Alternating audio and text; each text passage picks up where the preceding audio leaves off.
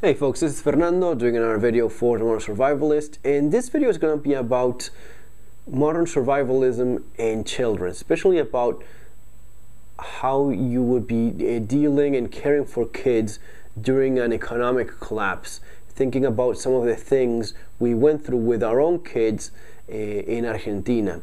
I got married as the crisis started in Argentina in 2001, and soon we had our first child, and it wasn't the best moment to have kids. It was hard on different levels because everything was was changing very fast. The unemployment problem was huge, not to mention the inflation problem, and things going up very fast, very soon.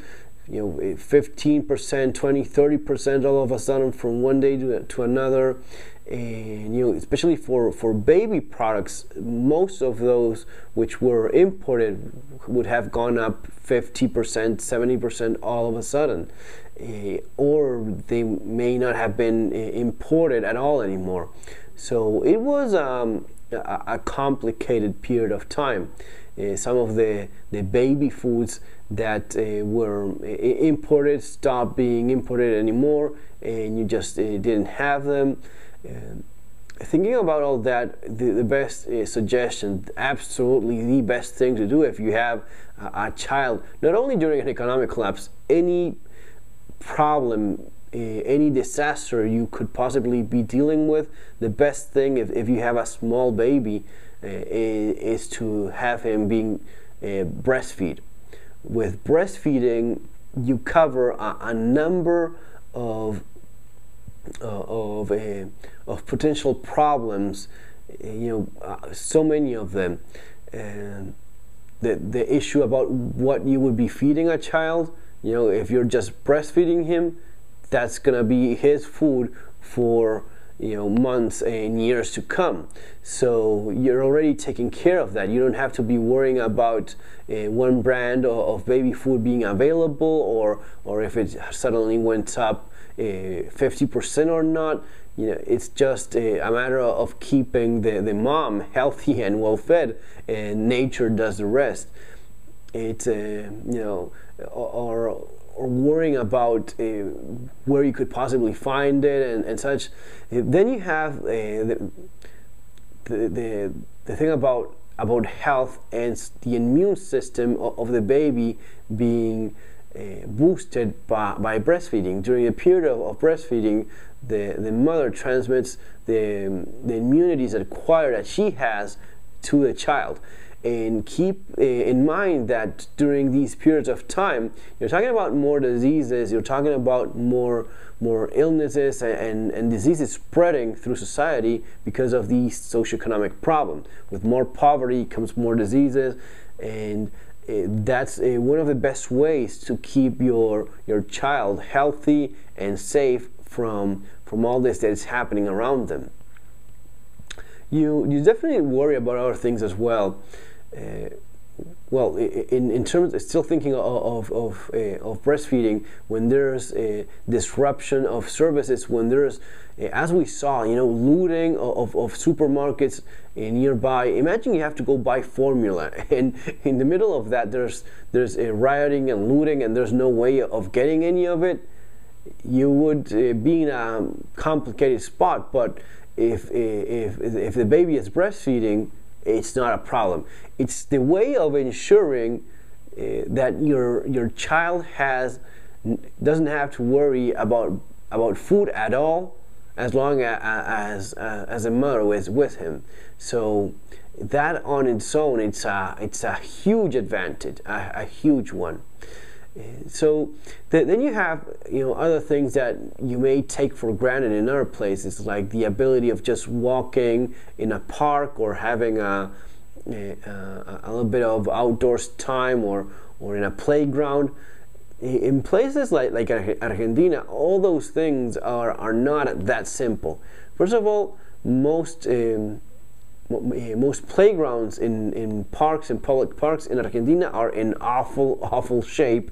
And some of them are broken to a degree that they're dangerous for a child. I've seen some that had slides that would have gotten a kid very much hurt if they had been used.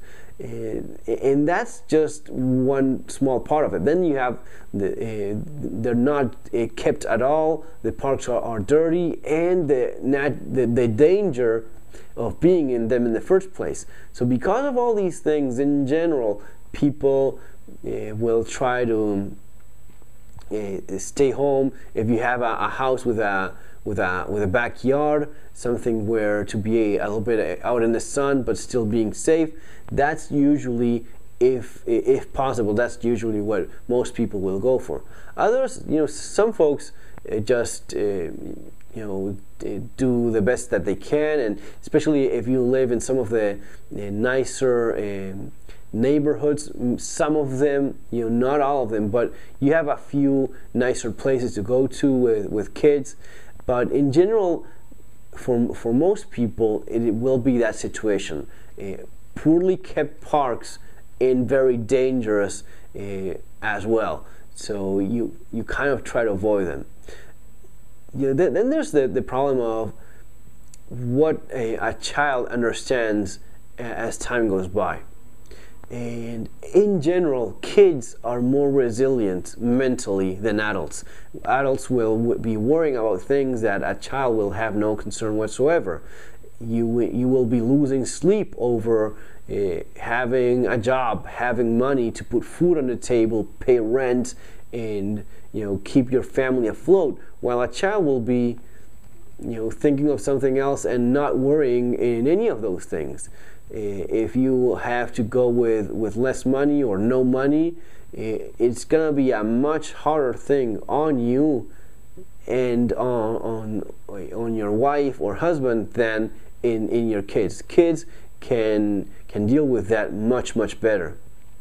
As they start growing up, they start understanding more things. What we saw ourselves was that maybe we would be watching the news, right? And we would watch the news every day so as to know what was happening out there, especially when things are as unstable as they are in Argentina. You have to do that pretty much like it or not, because you have to keep updated on what's happening.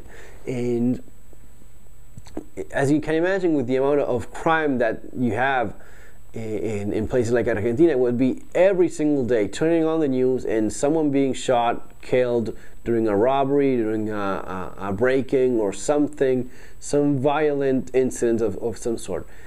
And you don't know for sure when a child starts paying a little bit more attention and when a child starts to understand more what's happening. And you will only know that when they actually ask. And the question would be, why did they shot that man, or is that man okay, or is he gonna be getting better? And my suggestion is to be honest. Be honest, and try explaining things within what the child is capable of understanding. If you just say that man was shot because a bad man tried to take something away from him, or he wanted to hurt him, they will understand that, and at least they will have an idea of what that means. Even though they will react to it differently, maybe they will go like, oh, okay, and that's basically it. They will not be worrying to the degree that you as an adult would be. So yeah, the only way of understanding that is when the questions actually start coming your way. And some of the scenes, for example, of children eating out of the garbage, those are things that a child would normally ask about. I remember when my son first did, and it wasn't something that we had been seeing on TV. That was actually something we saw live ourselves. We would be walking on the sidewalk, and you would be seeing a child of his same age eating out of garbage bags. and he would ask, why is that boy eating out of the garbage? Why is that boy all dirty? Or why is that boy barefoot? And you would explain, that boy has nothing else to eat. That boy has nothing else to wear on his feet, and he has no other clothes. And those are things. Those are pretty tough things. Again, kids, they deal with them. Maybe even for sure they deal with that better than adults. At least for me personally, it was one of the hardest things. I would, give me a dead guy, a body on the sidewalk with a hole in him, with a bullet hole. A dead person. It's not pretty, but I could, digest that to some level. A kid eating out of the garbage, that was, at least to me personally, that hurt a little bit more. One of the things I'll never forget was watching a kid that was about the same age as my own son, and he was just eating out of the garbage, and he found a deodorant, and he just picked it up and started pressing and sucking in to get high on the gas that was left on the deodorant, and he passed it on to another child of his same age, very, very young, maybe 8-year-olds or even 5-year-olds, very small children, and he would pass it on and press it, and the other kid would suck on it as well. And sometimes you would see them with plastic bags with a little bit of glue inside, and they would start sucking and inhaling the glue, the epoxy glue, getting high on glue as well. Those are some of the hardest things. But kids, the important thing, and this is another, actually a good tip to keep in mind, when things start getting dangerous out there, make sure your child, even if he asks and you explain, make sure he understands that he's safe at home. A child needs to feel safe in his home. If he has a safe environment, doesn't matter if the world goes to hell, if he feels safe at home, he's going to be dealing with that so much more better. It's if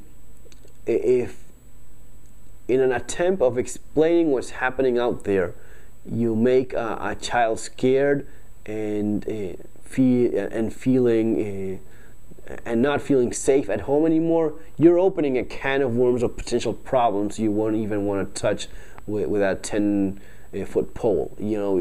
It's anxiety, problem sleeping, problem eating. The questions will continue, and you will notice that the kids are afraid, and maybe even wetting the bed. So that's something that, especially people that are a little bit too much into the doomer type of thing, I see that becoming a family problem for folks that are not as understanding of how to deal with these sort of things. Especially for people that like making a big deal out of nothing. If you like making a big deal out of nothing, the day you actually have real problems out there to be worried about, you're going to be having a hard time going through them yourself, and probably you're going to be transmitting that to your family, including your kids. And a child should not feel that way. A kid should feel that he's safe and everything is okay with the world, and that's his natural tendency. But if you impact them, or if you influence them the wrong way, you may end up having some of the problems, in spite of their natural tendency to be very rugged, emotionally speaking. There's things you wouldn't even think of because you haven't been through that sort of stuff, but you have to be very careful about kids opening the door. As they grow older, maybe 5-year-olds and such, and they're old enough to open the door and open the keys. As they start growing older, you start explaining within their capabilities of understanding. You start explaining them, it's dangerous out there. There's bad people that it may want to hurt you, so you have to be careful. In a safer country, if a kid, if the mailman rings the bell and your son rushes and opens it, that's fine. If he gets used to that in a place like Argentina, there's very likely gonna be a problem with someone that you don't want that door being opened for. So you have to start explaining all those things. You just explain to them, you just never ever open the door unless mom and dad is there. We are the only ones that are going to open that door, because you just don't know who it is, and just don't ever do that. Or again, things that you probably never thought of, but answering the phone. What could be dangerous about that? Well, quite a bit. Criminals in Argentina, inmates in prison, they would just pick the phone, start dialing random numbers, writing them down, and if they got a small child, or sometimes older people that are a little bit more trusting and such, and if a child picked up, they would start, "Hi, sweetie, what's your name?" And they write down the name. "Oh, okay, is mommy there? What's her name?" And they write down the name of the mother. "And is daddy working?" And they write down the time they called, and what's his name. So they start getting all this information about where they live, the names of the people in the family, and with that they would end up doing something called virtual kidnappings. All of a sudden, a few weeks later, you receive a phone call. "Okay, we have your wife, her name is this, she looks like this, her hair is this way, and we're going to be killing her if you don't leave a certain amount of money in a certain place." And maybe you didn't even know that when you were working, when you were in the office, your kid gave away some information to a criminal in some prison. So maybe you rush with some money, so as thinking you're saving a loved one's life, and it was just because one of these inmates got away with something like that. And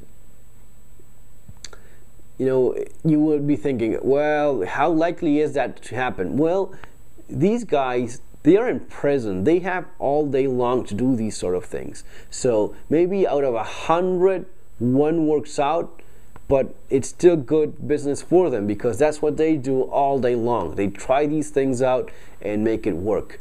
And if one works out of 10 or out of 100, that's fine by them. So you have to be careful with children. As they grow older, they're capable of understanding more and more things. But at the same time, you don't want them to worry about.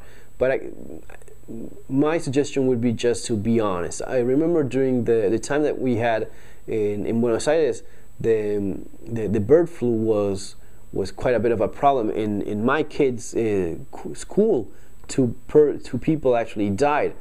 And we told him that, yes, and classes were suspended, so he stayed home.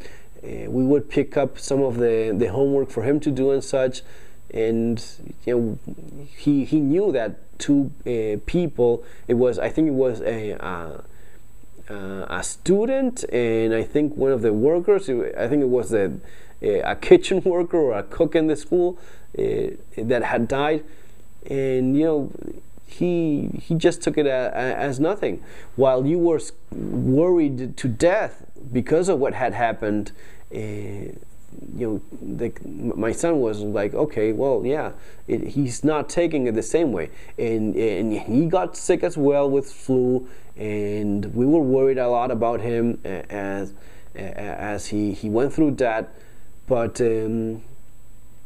children are a little bit tougher, mentally speaking, and they don't worry nearly as much as adults do. But it gets to a point that if that kind of situation continues, you just don't want that for your kids. That's at least why we ended up leaving. That was one of the big things, one of the one of the main reasons why we ended up leaving Argentina. We didn't want our children to grow into that.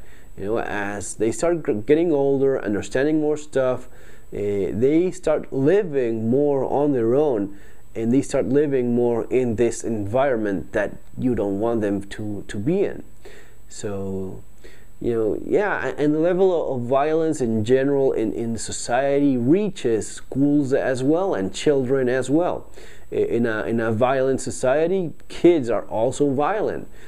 There would be, in my son's school, problems of bullying and such. They would beat the living crap out of each other. I mean, it was at times, at least in one of the schools, it was, that I know of, it was out of control, and you would have to teach even in the better ones, bullying was at a different level. It was actually fist fights, pretty much on daily basis in some cases. So a kid would have to know how to defend himself, from our kids, because the school system just cannot cope when violence reaches all sectors of society, including children as well. It just, in spite of their best efforts, in some cases they don't do it, but even if they do, your kids have to be more capable of defending themselves, because there's really nothing else that they could possibly do, and schools just don't have that much control.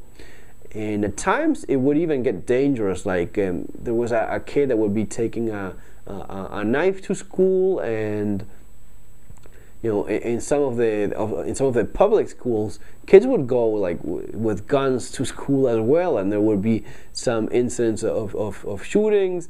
And it wasn't like mass shootings, not many of them. I remember there was one of a kid that they had been bullying for some time, and yeah, that was clearly a mass shooting. But what would happen as well was that kids would just take a gun with them for protection, maybe, and maybe show it to one of their friends, and accidentally or messing around shooting someone. That would happen quite a bit in public schools. It would be very, very common. In private schools, it would be more about bullying and fist fights and such, but not involving weapons, at least not as common. And yeah, those are all things that you learn through through living this, through these sort of things. So folks, those are basically my tips for not only an economic collapse, but also for when there's a major social disaster that's affecting the society entirely, and there's a change that will be having an impact on small kids as well. Folks, that's all for now. Take care. Remember to subscribe. Have a great day, and see you in our next video. Take care.